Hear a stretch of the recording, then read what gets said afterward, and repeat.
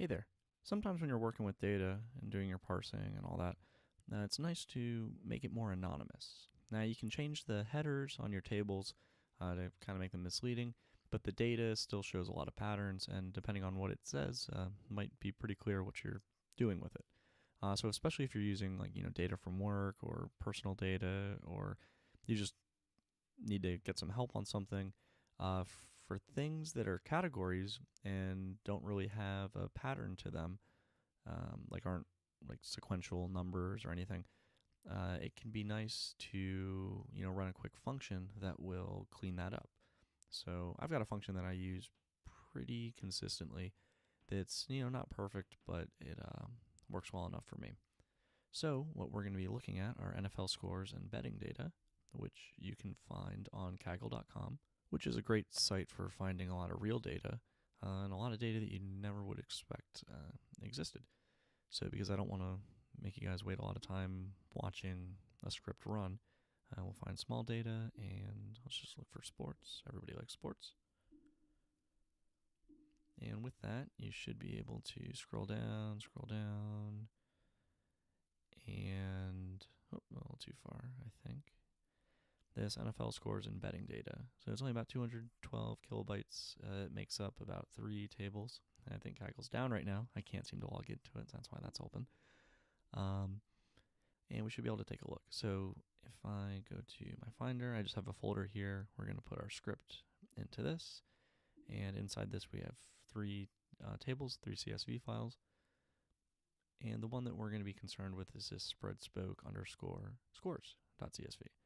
So if we go ahead and open that up in Excel, we can see here we've got, a date, the seasons. So you may consider this categorical. Maybe not. It depends. If you think there's, long-term trends that occur over years, maybe we don't want to include this. Schedule week, we won't really touch that. But something like team names, that's definitely something that we would want to make anonymous. And you'll notice here there's also the away team. And the way we're going to do this will not make these line up. So, you see Buffalo here, and then you also see Buffalo here. We're not going to do that in this video. So, might let you figure that out on your own.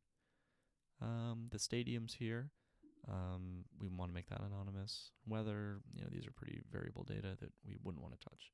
So we have a list of, a couple of columns here that we would like to change. So let's go back to our text editor and get to it. So the first thing we'll do is import pandas as PD. And just to make sure everything's working, let's create a new data frame.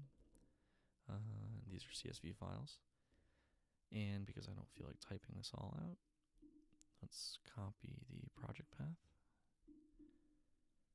and paste that in there. Make sure everything's working by printing the head of the data frame.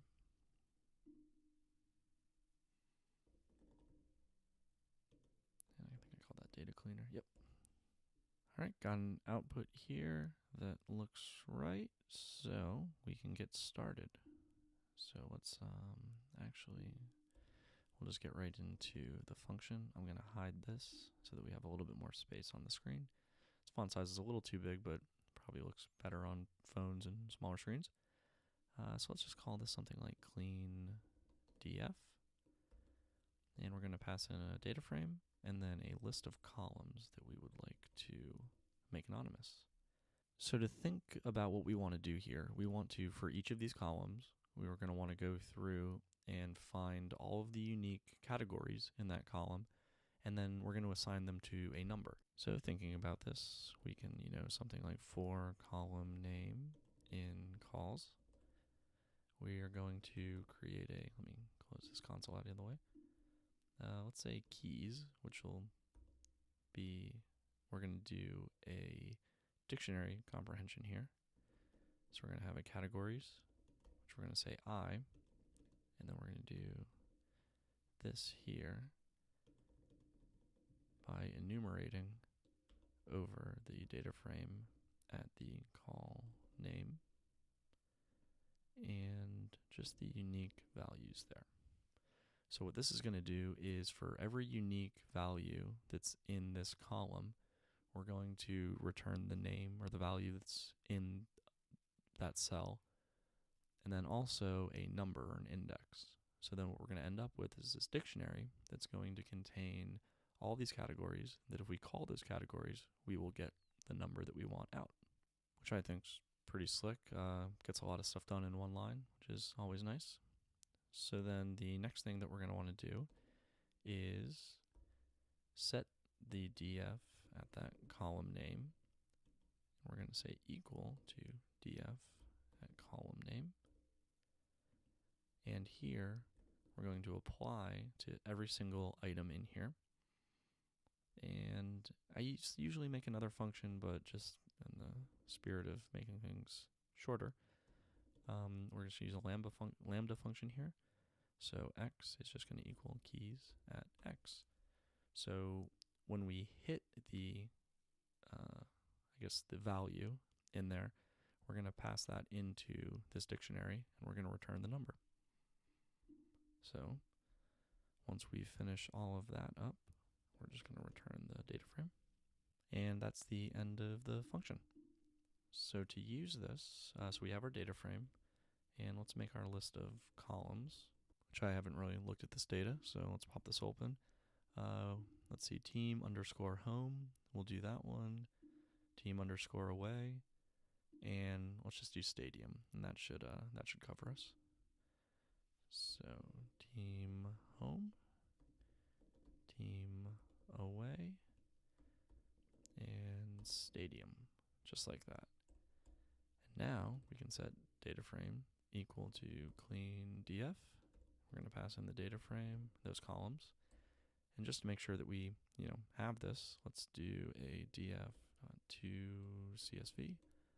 And let's just call this anonymous, which I don't really remember how to spell, so we're just going to say anon data and .csv. And we can actually, we'll get rid of that because we'll just open it up in Excel and see what we get. All right, so pop this guy open again. Python clean. Nope, it's data cleaner, of course.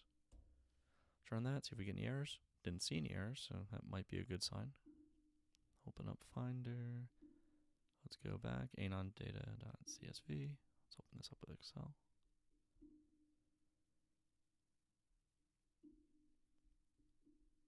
Okay, so this is a good sign. I'm going to try to line it up with the other one. We might be able to flip back and forth. So if you look here, we have team home, 0. We see 0 again here in the 4th row. So whatever team's in the 1st row and the 4th row should be the same in the original data. Let's pop this guy open. Team home, Miami Dolphins in the 1st row, Miami Dolphins in the 2nd row. So that's a good sign. And we've gone ahead and done this now for our home teams, our away teams, and our stadiums. So now we have something here that is a lot more anonymous than it was before. If we were to change these headers, we would have probably no idea what we were talking about. Maybe we could tell that, there's something here with dates. If I were to look at the weeks, you start to see, okay, I've got all these years. These numbers go up to, week 17. Might be able to find some patterns. But it's a lot more than if you were to stumble upon a data set and see, oh, Miami Dolphins, Houston Oilers. Okay, this is obviously about football from 1966 because, Houston no longer has the Oilers. So hopefully that's just a quick way for you to, work with your data a little bit. Now you'll notice that, if you wanted to keep, your home team and your away team and have the same numbers so that, Buffalo Bills here would be the same number as the Buffalo Bills here, you've got a couple options to do that. You could make a separate function that was like a clean df, but would have, sets of linked columns where, these would be the same. In this case, you're going to see the same names as home teams as away teams, and they should all be present in both columns. So you could do like a simple sorting action so that they each get assigned the same number as you go through. There's quite a few different ways you could do that.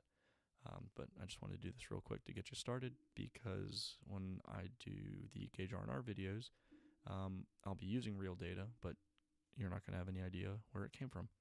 So, hope you enjoyed. Thanks for watching, and keep waiting for that Gauge R&R video. All right.